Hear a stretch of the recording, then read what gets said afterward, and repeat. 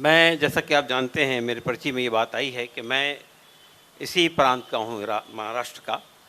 मैंने नागपुर से ही पीएचडी किया है। कई साल नागपुर में गुजारे हैं और अब दिल्ली में हूँ पिछले 40 साल से।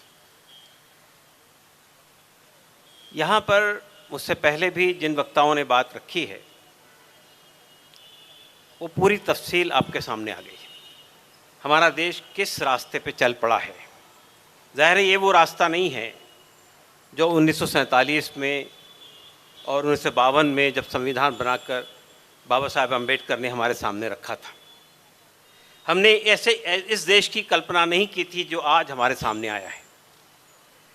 हमने उस संविधान के ज़रिए से एक ऐसे देश की कल्पना की थी जो लोकतंत्र होगा, जो सेकुलर होगा, जिसमें सबके सामान्य अधिकार होंगे, कोई दलित और कोई आदिवासी ब्राह्मण से कम नहीं होगा, सबको बराबर की सिटीजनशिप होगी। हमने एक ऐसे देश का सपना देखा था जिस देश में अमीर और गरीब की इस खाई को हम पाट देंगे। आज अभी आप सुन रहे थे, आंकड़े आपके सामने आ रहे थे कि आज 74% दौलत, रिसोर्सेज 1% लोगों के हाथ में है।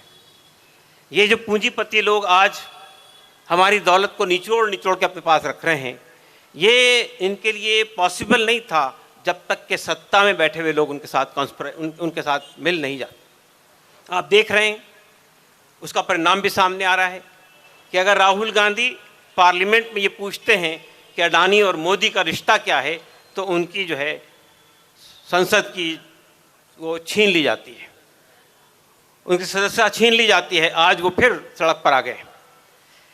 तो ये जो पिछले चंद सालों में, यानी सिर्फ 8 साल में, मैं ये नहीं कहता हूँ कि हम बाकी 75 साल से हमें जो लोकतंत्र चाहिए था वो मिल गया है, जिस किस्म का रूल ऑफ लॉ चाहिए था वो मिल गया है, या ये कि जिस किस्म का एक सेकुलर भारत हमें चाहिए था वो मिल गया है, या एक ऐसा भारत जिसमें तमाम समुदाय बराबर हों, तमाम धर्मों के लोगों को बराबर के अधिकार हों, वो हमको मिल गया है। ये बात नहीं कह रहा हूँ मैं, लेकिन पिछले 8 साल से जो लोग सत्ता में बैठे हुए, 8-9 साल से, उन्होंने भारत को जिस दिशा में ले जाने की कोशिश की है, अगर उसको रोका नहीं गया तो हमने, हमारे स्वतंत्रता के सेनानियों ने जो लड़ाई लड़ के इस देश को आज़ाद किया था, वो आज़ादी ख़त्म हो जाएगी। ये हम एक बहुत ही क्रुशियल मोड़ पे खड़े हुए हैं। 2024 का इलेक्शन साधारण इलेक्शन नहीं है। हमें सिर्फ बातों से या नारों से बात नहीं बननी है, बहुत संजीदगी के साथ, बहुत सीरियसली अपना एजेंडा तरतीब देना है। आप देखिए, ये जो लोग आज बैठे हैं सत्ता में, अगर आप इनको समझना चाहते हैं कि ये समाज में अपने कैसे रूट्स फैला रहे हैं, तो एक किताब है हिंदुत्व रिपब्लिक, आप उसको पढ़िए, उसका अध्ययन कीजिए। किस तरह से इन्होंने दलित समाज में पेनिट्रेट किया है, किस तरह से इन्होंने आदिवासी समाज में पेनिट्रेट किया है, किस तरह से ये ओबीसी समाज में पेनिट्रेट कर रहे हैं। और आप देखा आपने, अभी इन्होंने फिर एक नया मंत्र उछाला है कि मुसलमानों में ये कह रहे हैं पसमानदा मुसलमान, दबे हुए मुसलमान, अब उनका हम साथ खड़े होंगे। यानी मुसलमानों को भी अब ये बांटने की कोशिश कर रहे हैं। तो जिन लोगों से हमारा साबिका है या जिन लोगों से हमका मुकाबला है इस वक्त में, वो बहुत शातिर लोग हैं, बहुत चालाक लोग हैं, बहुत अय्यार लोग हैं। आज देखिए, लोकतंत्र के जितने पिलर थे वो धीरे धीरे ढहते चले जा रहे हैं। लोकसभा, राज्यसभा, पार्लियामेंट में हम 543 लोगों को चुनकर भेजते हैं। ये हमारे संविधान ने देश को चलाने का अधिकार हम सबको दिया है। हम सब अपने प्रतिनिधि बनाकर लोगों को भेजते हैं और हम उनसे ये चाहते हैं कि वो जब भी कोई कानून बनाए, जो भी फैसला करें, उसमें तमाम लोगों के हितों को सामने रखना चाहिए। ख़ास तौर से जो लोग दबे हुए हैं, जो लोग वंचित हैं, जो लोग अनएम्पावर्ड हैं, उनके हितों को सामने रखना चाहिए। लेकिन आप देख रहे हैं क्या हो रहा है। ये जो संख्या के आधार पे, पहले हमारे देश में हमारे लोकसभा में बहुत लंबा ये इसमें डिबेट होते थे, बहुत सारे डिबेट होते थे, और उसके बाद भी अगर वो डिबेट इनकन्क्लूसिव हो तो स्टैंडिंग कमेटी के पास में या सिलेक्ट कमेटी के पास भेजा जाता था। लेकिन आप देख रहे हैं आजकल क्या हो रहा है। एक बड़ा सा बिल पारित करने के लिए एक बार पेश किया जाता है और चंद मिनटों के बाद ही वॉइस वोट से मंजूर हो जाता है। ये घमंड जो है ना, पार्लियामेंट के अंदर संख्या का जो घमंड है उसका हम मुजाहरा देख रहे हैं। जिस तरह से यानी 3 फॉर्मूलाज मंजूर किए गए, जिस तरह से आर्टिकल 370 को एब्रोगेट किया गया, जिस तरह से सीए का डिस्क्रिमिनेटरी कानून पास किया गया, उसमें क्या हुआ? कोई डिबेट नहीं हुआ, पेश किया गया, मंजूर कर लिया गया। और फिर राज्यसभा को मैनिपुलेट कर लेते हैं, जो क्षेत्रीय पार्टियां हैं उनको मैनिपुलेट करके वहां से ही पारित कर लेते हैं। हमारे किसानों ने 1 साल तक दिल्ली के बॉर्डर पर लड़ाई की है और उसके बाद वो कानून वापस लेना पड़ा सरकार को। लेकिन सिर्फ एक बात नहीं है, ये सरकार की पूरी आधार, पूरी बुनियाद झूठ पर रखी हुई है। 2014 में मोदी साहब सत्ता में आते हैं ये कहकर कि 2 करोड़ नौकरियां देंगे, सबका साथ सबका विकास की बात करेंगे। उसके बाद ये कहा कि सबके पास 15 लाख आएंगे और उसके बाद फिर 4 साल जब कंप्लीट, 5 साल कंप्लीट होने लगे तो अमित शाह जी कहते हैं वो तो जुमला था।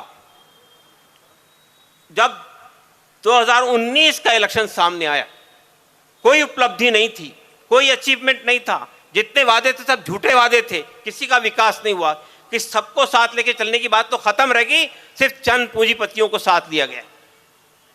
तो फिर क्या हुआ? देखिए, मैं ये कहना चाहता हूं आपसे कि 2024 का इलेक्शन भी इतना आसान नहीं जितना हम समझ रहे हैं। ये ईडी के हमले, ये सीबीआई के हमले, ये लोगों की संस्था खत्म करने की कोशिशें, ये तो चलती रहेंगी।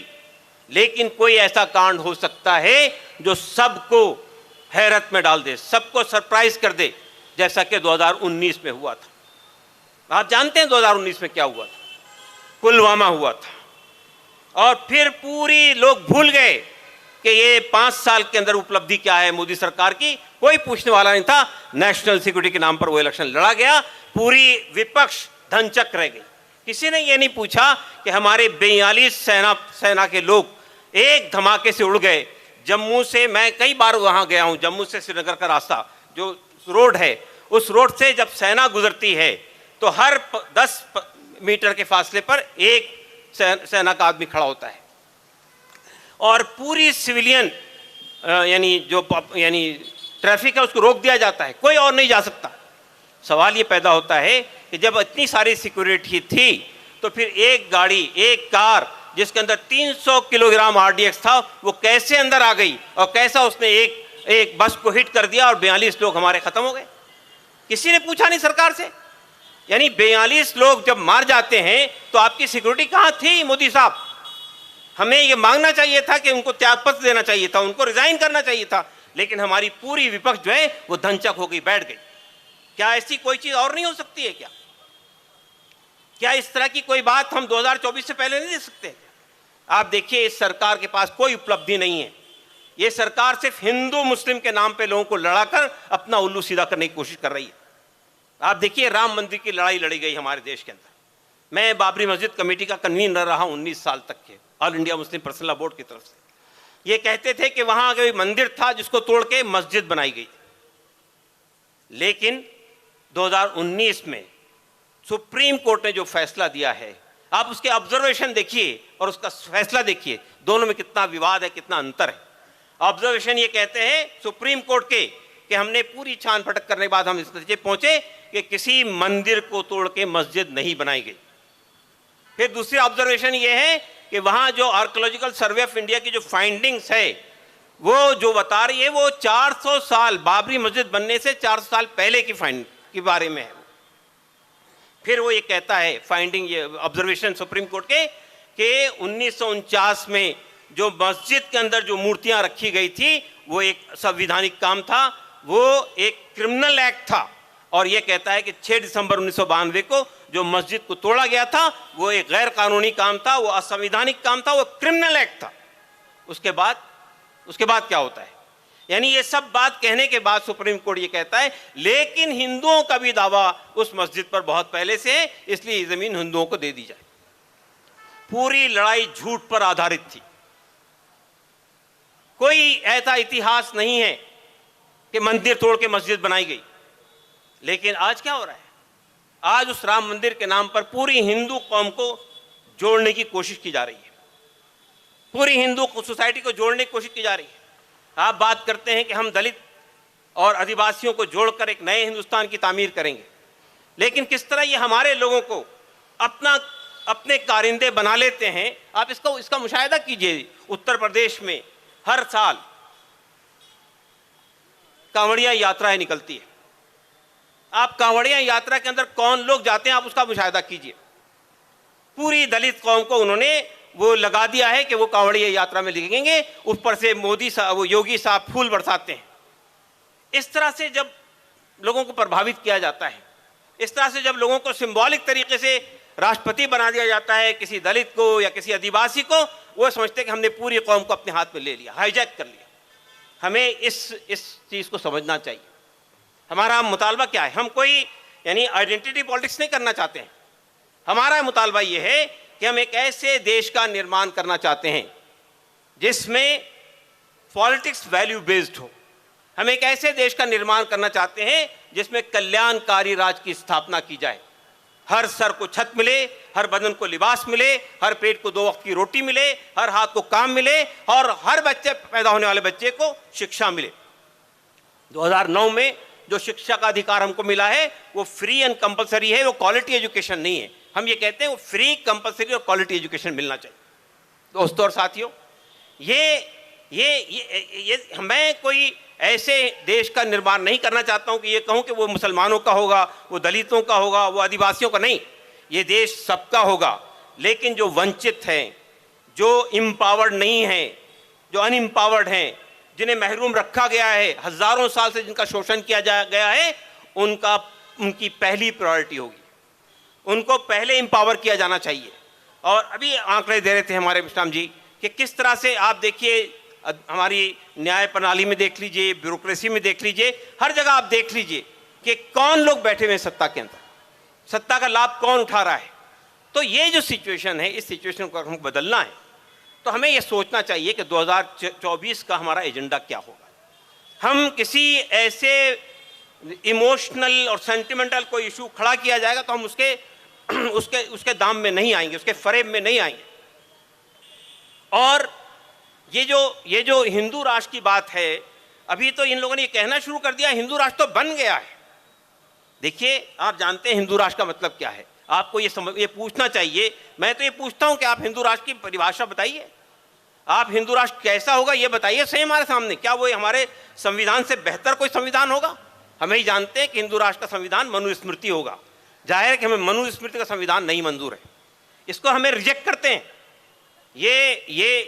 मगर ये बात सिर्फ कहने से नहीं बनेगी, बल्कि इसके सिलसिले में हमारी प्लानिंग क्या है, हमारा मंसूबा क्या है, हमारे लोगों के वोट है या नहीं है, कितने लोगों के वोट कट गए हैं, ईवीएम का जो कांड है उसको कैसे आप रोकेंगे। ये सब चीज़ों के ऊपर में हमारे जो लोग हैं, बुद्धिजीवी लोग हैं, उनको मंथन करना चाहिए और उसका कोई रास्ता निकालना चाहिए। हमारे जो पॉलिटिशियन हैं, हमारे दरमियान से जो लोग पॉलिटिशियन हैं, वो जिस तरह इनके टूल बन जाते हैं, उनको कैसे आप रोकेंगे। अठावली जी किसके साथ खड़े हुए हैं आप जानते हैं। आज मायावती साहबा ने क्यों इलेक्शन नहीं लड़ा उत्तर प्रदेश का पिछली बार, आप जानते हैं। प्रकाश अंबेडकर जी हर बार क्यों मामला कर लेते हैं, ये बात आप जानते हैं।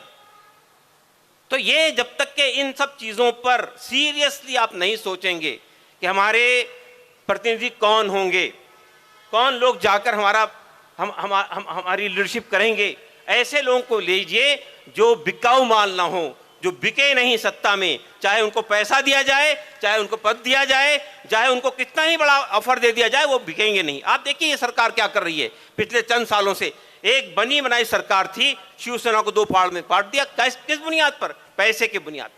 पैसे की कोई कमी नहीं है इनके पास में, करोड़ों रुपया इनके पास में है और विपक्ष के पास पैसा नहीं है।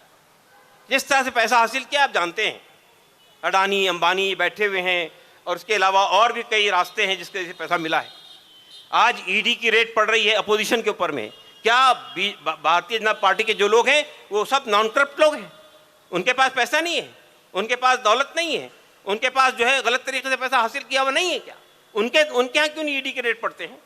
और जिस तरह आप लोगों की सदस्यता खत्म कर रहे हैं इस बात पर कि उन्होंने डिफेमेटरी भाषण दिया था। साध्वी प्रज्ञा सिंह ठाकुर ने डिफेमेटरी भाषण नहीं दिया क्या? आपके साक्षी महाराज डिफेमेटरी भाषण नहीं दे रहे हैं क्या? जो लोग कहते हैं हम जिनोसाइड करेंगे, उनके साथ क्या आप करते हैं? आप जानते हैं कि मेरा बेटा उमर खालिद वो जेल में है 2.5 साल से। किस बात पर जेल में है?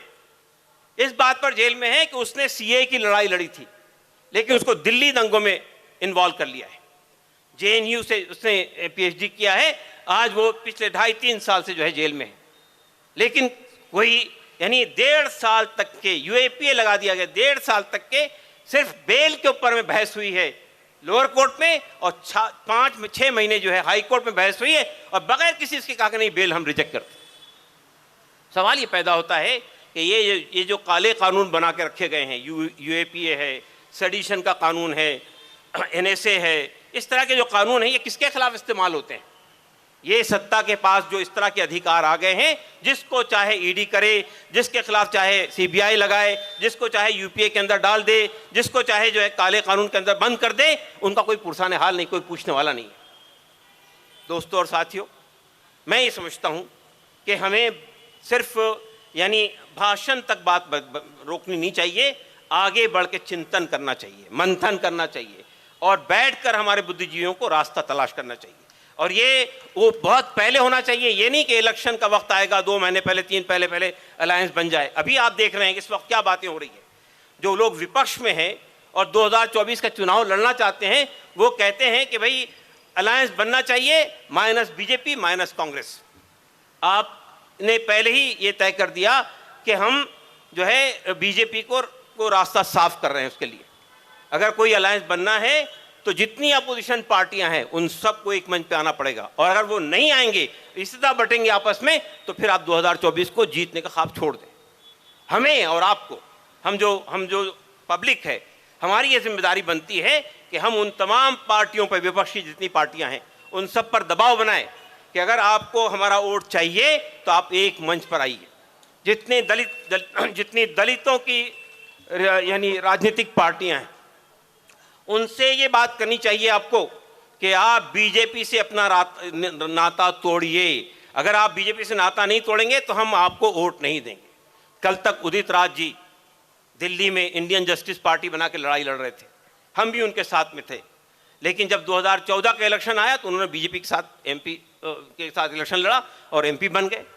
जब 2019 में टिकट नहीं दिला बीजेपी से तो फिर कांग्रेस में चले गए। तो ये जो तरीका है आया राम गया राम वाली बात, इससे आपको हटाना पड़ेगा लोगों को। ये देखिए, जो रास्ता अंबेडकर जी ने दिखाया था, जो रास्ता कांशीराम जी ने दिखाया था, मैं 1971 में यहाँ पे अब्दुल करीम पारेख साहब थे, एक बड़े इस्लामिक विद्वान थे, उनके घर पर पहली मीटिंग हुई थी कांशीराम जी की, उसको मैंने अटेंड किया था। मैं उस वक्त यहाँ पे एसएफएस कॉलेज में पढ़ता था, फर्स्ट ईयर का स्टूडेंट था, मैंने वो अटेंड किया। जब उन्होंने ये बात कही थी, अब हम इस नतीजे पहुँचे, वो बाम सिर्फ चला रहे थे, वो DS4 चला रहे थे, उन्होंने कहा अब हम इस नतीजे पहुँचे कि हमें राजनीतिक मैदान में आना चाहिए और मैं एक पार्टी बनाने के बारे में सोच रहा हूँ। और उन्होंने सोचा, उन्होंने देखा महाराष्ट्र की फिजा इन्वायरमेंट हमारे लिए साजगार नहीं है, वो यहाँ से यूपी चले गए और उन्होंने बहुजन समाज पार्टी बनाई। 4 बार उन्होंने वहाँ पे शासन किया है। तो मैं ये कहना चाहता हूँ, इसका मतलब ये है कि आज जो दलित हैं, आज जो आदिवासी हैं, आज जो दूसरे तबके के लोग हैं, वो भी पावर शेयर में आ सकते हैं, वो पावर शेयर कर सकते हैं। हमें अपने आप को कमतर नहीं समझना चाहिए। तो मेरी आपसे गुजारिश यही है जाते जाते कि हमें बहुत यानी संजीदगी के साथ में, बहुत सीरियसनेस के साथ में चिंतन करना चाहिए और कोई ऐसा रास्ता निकालना चाहिए जिस रास्ते से हम इस मनुवादी निज़ाम को ख़त्म कर सकें। धन्यवाद।